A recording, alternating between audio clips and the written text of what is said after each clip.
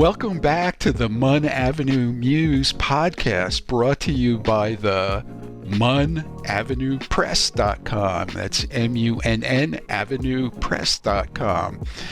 And I am very excited to have an amazing entrepreneur and business leader here today. And I'll tell you a little bit more about Pat in a moment. But for those of you who are writing in different genres, I encourage you to listen, because even though Pat is in the business space, there's a lot about writing and conceiving of a book that I think you might find helpful. So let's talk about Pat. Pat's a renowned business growth strategist. He founded the Entrepreneur to Enterprise program and created the 3Cs process to faster results. With expertise in anticipating development needs and overcoming business challenges, Pat cultivates leadership skills and discipline processes to help entrepreneurs, emerging leaders, and executives grow exponentially.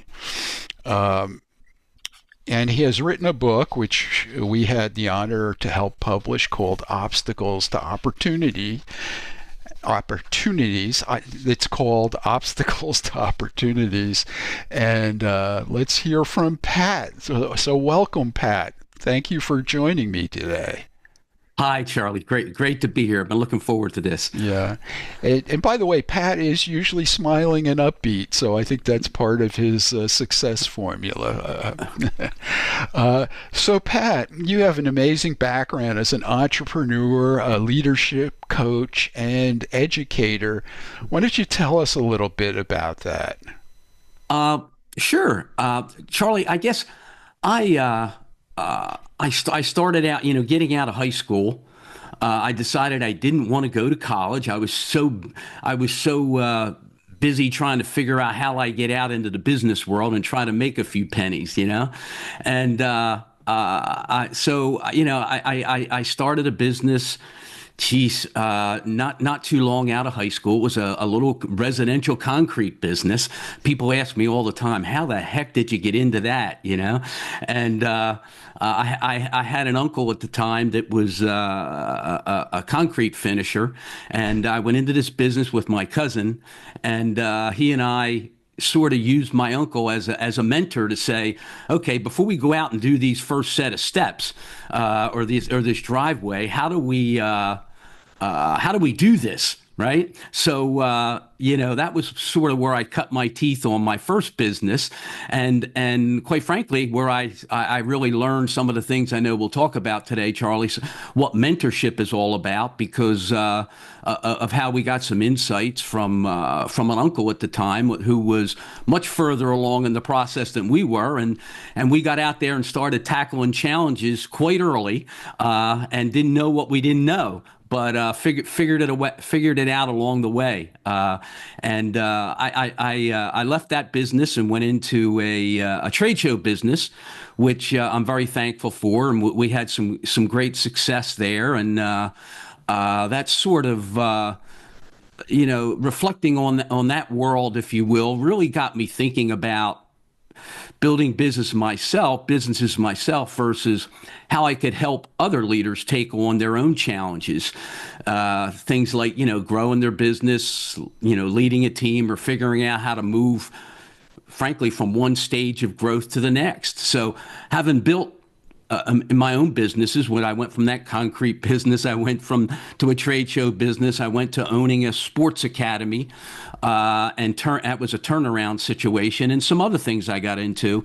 I sort of decided to use that experience to, let's say, guide others, and so today what I'm doing is sort of helping other leaders get clear on their own challenges, whether it's a problem or an opportunity.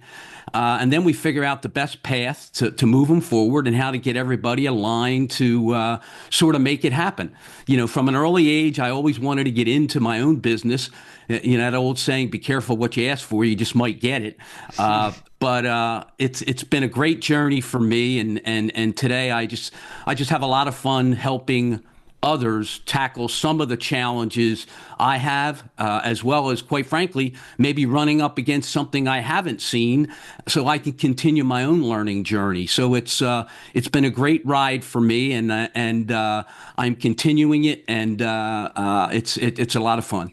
Oh, that's great. And I think, in a way, there's an old adage which I don't really agree with, but you flipped it on its head. The old adage is, those who can't do teach, but I think what you've done is you are a man who can do, and as a result you teach, which I think most teachers actually do, but you're very, very good at it. So tell us at what point and what made you decide to write a book called Obstacles to Opportunity? How did that happen? Great question.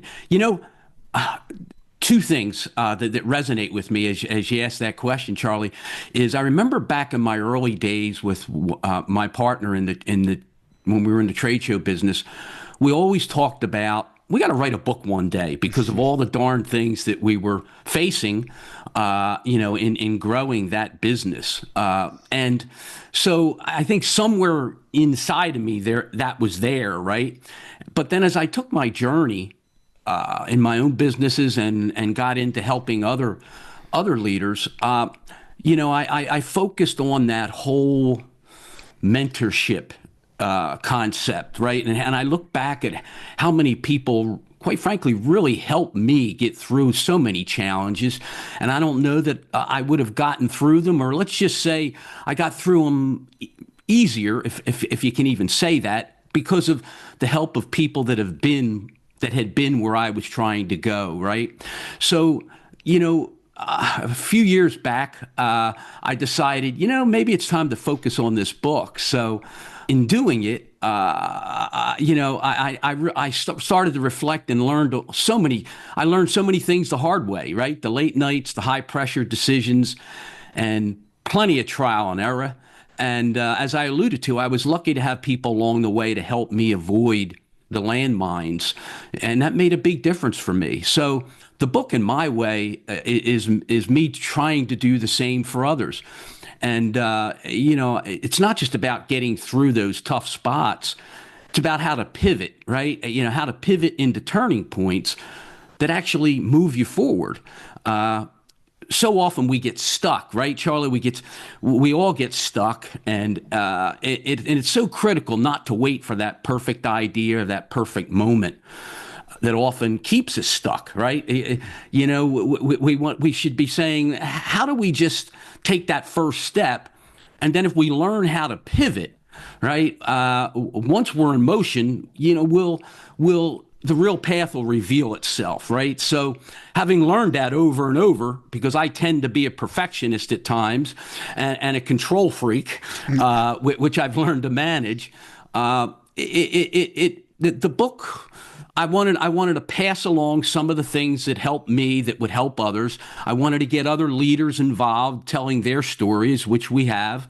And I wanted to help people really understand that, in this world that's so uncertain, it's so often just get started, right? And then accept change and accept the fact that you're going to pivot and we'll find our way. So yeah, that's sort of my story, and I'll stick to it. Well, it's a great lesson, and it reminds me of what you're saying reminds me of two things. One is the 40-70 rule, which you may or may not be aware, but Colin Powell had the 40-70 rule, which was, and this is talking about war and battle, but true of business and life, is that if you were 40% to 70% confident in an outcome, you should go for it. Now, when you think about it, people hear that and they think, well, that doesn't sound very certain. But his point was, if you wait until you're 100% confident, you will have missed the bus. The train will have left the station. And if you're less than 40% confident, well, then the odds are not so good. So 40 to 70 is the sweet spot for saying, okay, I'm going to go for it. And then once you go for it, your point about pivoting is so smart, and you should, hopefully the listeners will pick up your book and read more about it. Obstacles to Opportunity, by the way, is available on Amazon right now, so you can have a look. But the other part that you made me think about is that a lot of what you share is what you learn from mistakes, right? And we all make them. And it's actually the mistakes that we remember and grow from.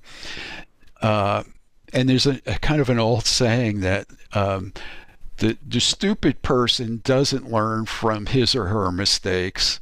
The smart person learns from their mistakes. And the wise person learns from other people's mistakes. So if you pick up a book like Pat's Obstacles to Opportunities, you can learn from his mistakes. And that segues into what I think is very interesting about your book and makes it an engaging read for any reader, is that it's stories. It's the stories of multiple entrepreneurs and their journeys, the ups and downs, their mistakes, and the lessons learned, right? So Right. tell me about your approach to storytelling, and who were some of the storytellers in your book, and maybe if you're up for it, read us a paragraph or two that you find was particularly poignant. Sure, absolutely, absolutely. Well, and you know this just as well, if not so much better, Charlie, having written many books yourself. Story it helps messages stick, right? Right? It's like you can say something to someone, or you can give them a fact, or you can give them a checklist, but we all sort of remember it so much better when it's embedded within a story, right? And then I think also, when you know someone's been where you are, right?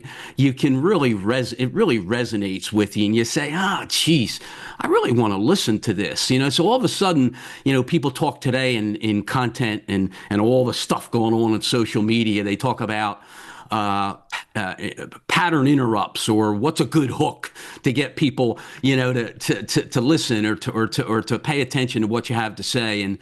And to me, the best hook, or the best way to really connect with people is, meet them where they are, right? And Share a story. and Yeah. share a story that they can relate to. So Yeah. for me, the story part of it was so important because it sort of fit my journey. And my journey was, and I say this in all honesty and gratefulness, that I could fill a book on the numbers of people that helped me throughout my career.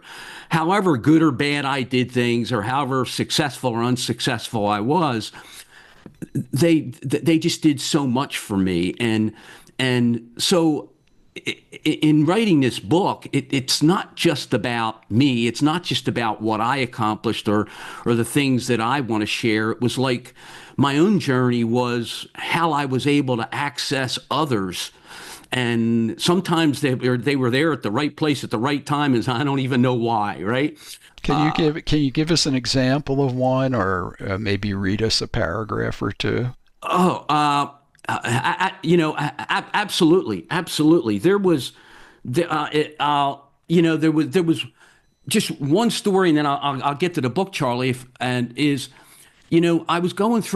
was going, and I didn't put this in the book, but it was one of those people where I was going through a struggle of making that change, that transition from an entrepreneur to a more professionally managed firm, right?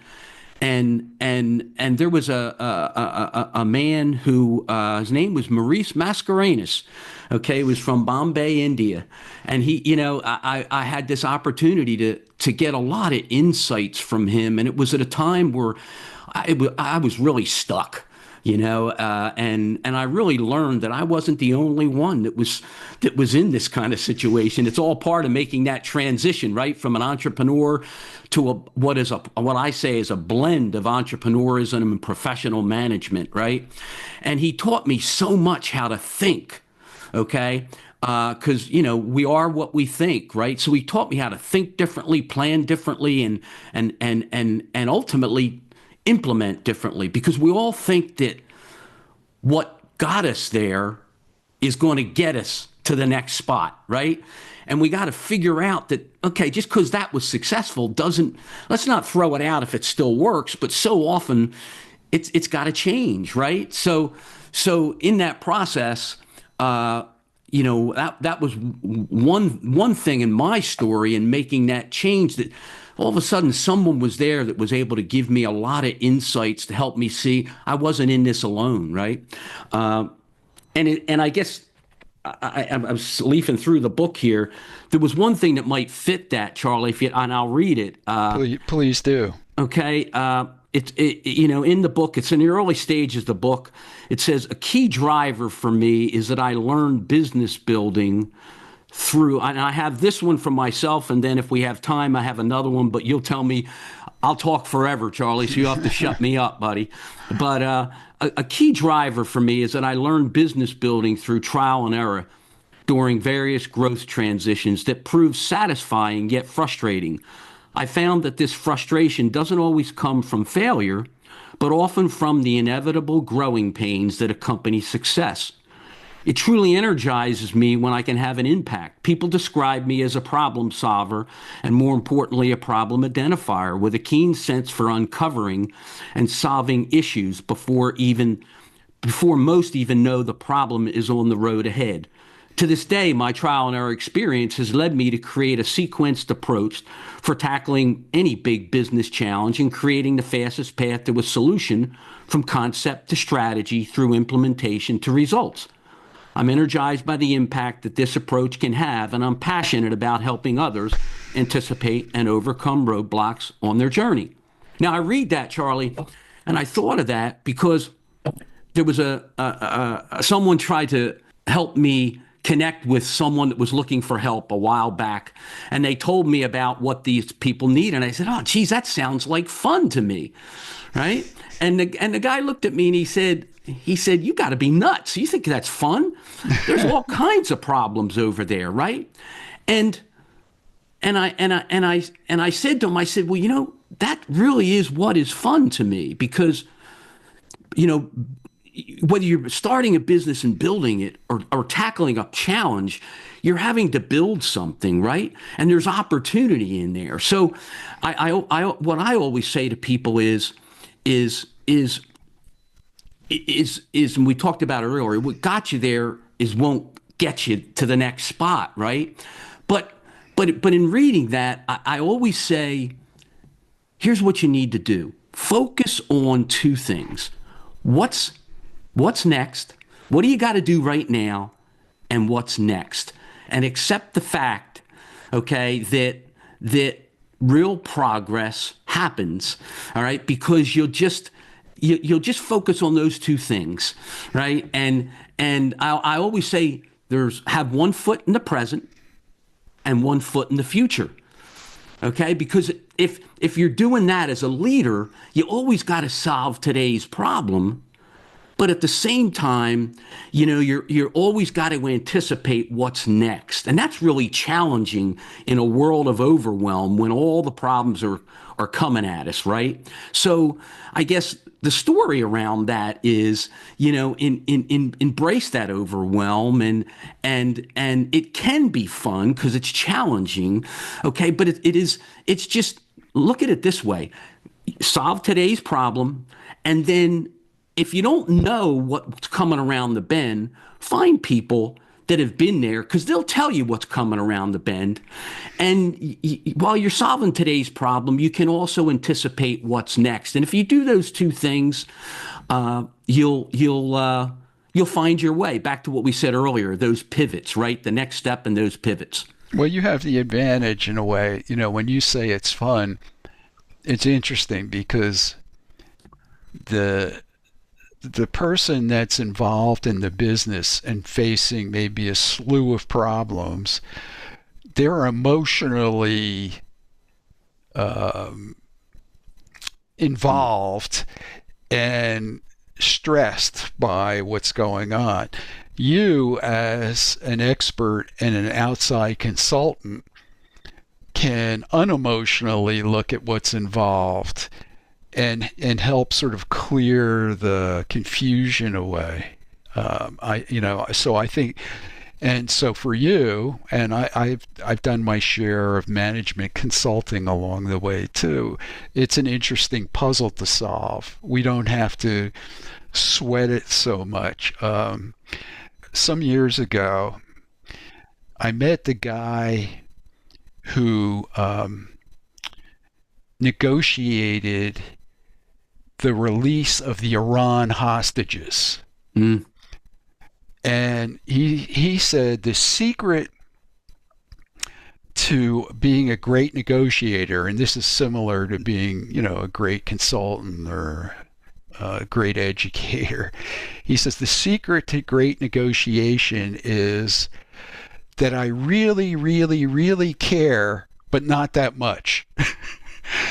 I've heard that. Yes. Yeah, and I first heard that, I said, well, yeah, that what the heck is he talking about?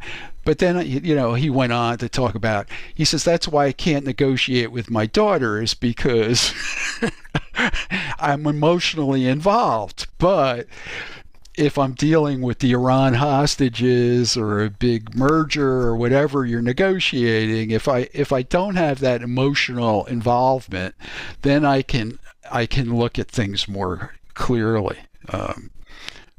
Charlie, I just have to say this. I'm sorry if I'm interrupting. I've used that term so often because I did the same thing. I was learning negotiating skills or whatever, and I heard that saying, and I can't tell you how often I've used that. And it's interesting that you say that, and it's so true. And I remember sitting there in union negotiations and all these things, and it's like, and I'd say to myself, okay, you got to care, but not that much. And I'm thinking, okay, that's easy for you to say, but it's like, but it was a helpful way to look at things. You're right on. Sure. So, well, you said you had something else to read. Is that part of one of the entrepreneur stories? Yeah, that would be good. If we've got time, yeah. Go ahead. There's a young man. Well, so many people are younger than I am today, but his name is C.J. Stewart. Okay, and he's an ex-baseball player. Okay, and he's got just a fabulous story.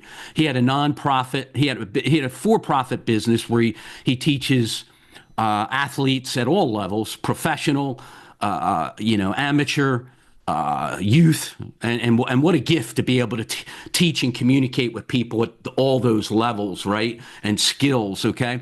But he also has a nonprofit called LEAD, and I'm just really proud of what he and his wife have accomplished. I've known them now for about 15 years, and I've been one of those people at times that has been able to maybe give them some insights. But they deserve so much credit because they go into the inner city of Atlanta, and CJ came from one of the toughest areas of Atlanta. And they go into the inner city of Atlanta, and they are taking kids through the sport of baseball and now tennis, okay, and they are helping them graduate. Their graduation rate of the kids that they bring into their program is I believe, is at 100%. They get them college scholarships, and then when it's all said and done, they get out of college. Now it's coming full circle where they're helping them get internships and jobs, and companies not only in Metro Atlanta but also other parts of Georgia and other states are hiring these people, and it's a great story, and people should take a look at that. So, but I wanted to talk about CJ because, and I'll just read from the book. He said, the question I asked them was, is there anything you wish was faster and easier as you went through your process to create LEAD? And his response was, I wish everything could start out simplistic. He said, but it inevitably becomes complex because it simplifies and becomes actionable. During the initial stages of creating LEAD, I had to break down my ideas into manageable steps, which required a lot of detailed thinking. While this process felt challenging, it helped me internalize and communicate my vision more effectively. Despite the complexity, I'm grateful for the experience because it allowed me to articulate my vision with conviction, even if others didn't fully understand it at first. As we progressed through the process and involved more people, I found that the initial complexity paid off. By thoroughly thinking through the challenges up front, we reached a point where our goals became simpler and more actionable. This clarity made it easier to bring others along and delegate tasks effectively. Charlie, I read that to you because everyone sort of tries to make things simple. We all do, right? And it's so very important to do that, whether it's in communications, whether it's taking action. Today's world, there's so much overwhelm. There's so much minutia of information, right? But what I believe is that old term, devil is in the details.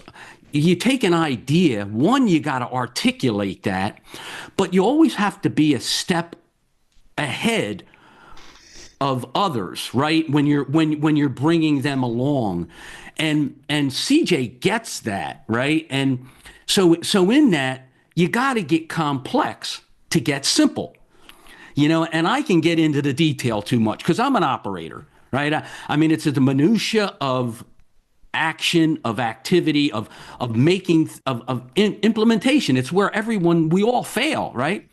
But so you have to embrace the complexity and find your way to simplify so that by the time you're ready to take action, you're ready to communicate and get people aligned, right?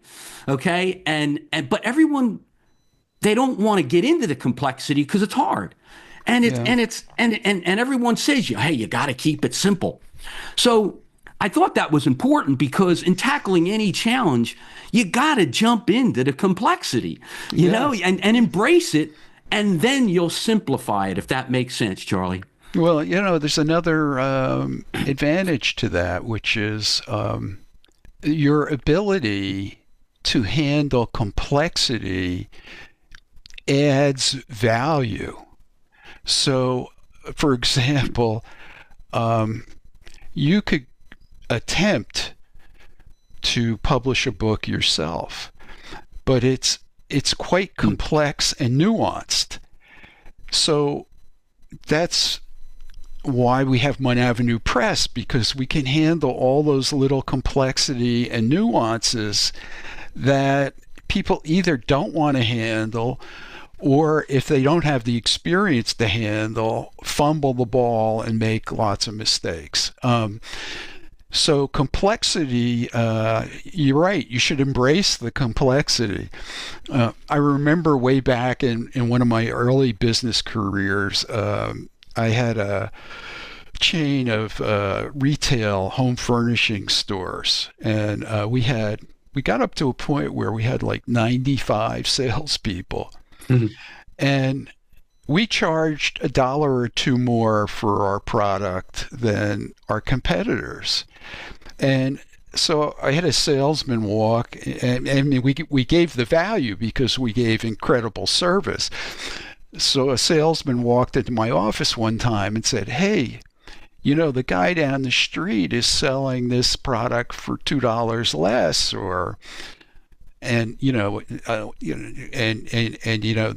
that made his job more difficult.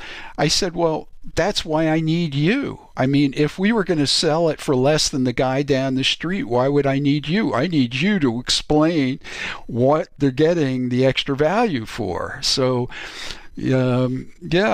complexity is what is why we're in business, in a sense. I mean, And your clients and your students, if it was so simple, they wouldn't need you. Right. So you're helping create a framework and a structure and a way to understand how to solve problems and anticipate the future. Right. Well, and Charlie, that's why it's so important for people to forget whether people come to me for help or whatnot. Find somebody that's been there, okay, because they've figured out how to simplify it, right? Right. I mean, when I came to you and said, quite frankly, I had been through publishing a book, okay, with a friend in the youth sports space, and we had gone through all that. So I knew what I didn't know, and I didn't want to go through it again, right? So I said, let me, it's like find someone, and I say that to all your listeners, whether they're writing a book or trying to tackle any business challenge, find somebody that's been there, because they'll help you simplify it. But don't ignore the complexity, because you won't implement, because the devil's in the detail, right? Yeah, and the complexity is where you're adding value, right, in dealing with that and simplifying it. Absolutely. So tell us or share with us what your experience was like in terms of, okay, I've got this book, now I want to get it published. What was the publishing journey like? The publishing and just the simple way for me to say it, it was great. And it was great because I didn't have to do it. I mean, I turned to you, and I mean this in all sincerity. I turned to you, your team. I had gone through a whole process to create my manuscript, right? And what I had done was I was trying to create a whole, how should I say this, Charlie? An online platform where I was learning how to create content and replicate that process so that I could deliver it on my own online platform. So my challenge was to take so much of what I had been creating and getting ready to launch on my platform and build enough of it in a simplified way to put into the format of a book, right? Because all my other formats are on my platform. So, I had created that draft, and of course, you were highly recommended to me by someone, and in coming to Munn, I said, okay, what can you do? And it was a great process, because you took my manuscript, you helped me determine the best way to edit it, okay? And you had someone work with me through that editing. The communication with your project team was fabulous, because I always knew what was going on, but I didn't really, quite frankly, worry about the details of it. I could stay focused on, I had a new platform I had to launch, right? I had all that stuff going on, and you turnkeyed it for me, and you kept me involved, because being the control freak that I am, I always want to know what's going on, and I always want to know what's next, but I just really, I didn't have to worry about any of that. So, to be honest with you, it was a very easy process for me, because of what you and your team were able to do in getting me launched. And every time I had a question, I came to you and I said, okay, how are we going to deal with this? And it helped me keep the rest of my team aligned on all the other things we were going to have to do once the thing got published, right, to market. And of course, sure, you're going to be helping me on some of the marketing stuff. And I think at the time of this podcast, where I think that's probably happening tomorrow or the next day, if I'm not mistaken. It is tomorrow. Right? Yeah. But anyway, feel free to have me dive deeper. But I think that's the best way for me to summarize it, Charlie. And I mean that sincerely, in all honesty. It was a very easy process for me, but it's not, because I did it myself one time with another gentleman and helping him launch a book that we did to co-author together, and it wasn't something I wanted to go through again. And I'll leave it at that. And well, no, I appreciate the kind words, and I think part of it too is that you and I and Lily and my group, we're into speed, like doing things fast, which helps. So when I get an email, usually within an hour, you're getting a response, and you're the same way. So when you can do things quickly, moves the process along really well. So it's great working with you on the book as well. And Obstacles to Opportunity is available now on Amazon.com and BarnesandNoble.com and your local bookstore. You can order it. And Pat, if people want to know more, what's your website address, your platform address? The website is patalacqua.com. That's PATALACQUA.com. So they can go there. There's a lot of free stuff. There's some premium content, and there's, you can find out there's ways that with what availability I have, I love to personally work with people. And of course there's LinkedIn. I love being on LinkedIn. I'm not crazy about social media, but I enjoy that because a lot of people connect with me and I'm able to communicate through that. So those are probably two of the better ways. Okay, great. Well, I really appreciate your spending some time with us today, and do check out Obstacles to Opportunity and patalacqua.com. And if you have a book project or a book in mind and you just want to talk about it, you can contact me at Munn, MUNN, AvenuePress.com. And do subscribe to the Munn Avenue Muse podcast. We're on Substack, YouTube, Spotify, and Apple. And we plan to continue bringing you interesting authors and other people in the publishing field to talk about books and books that we love. Thank you again, Pat, for being here. Great. Thanks, Charlie. I really appreciate you having me on. It was fun.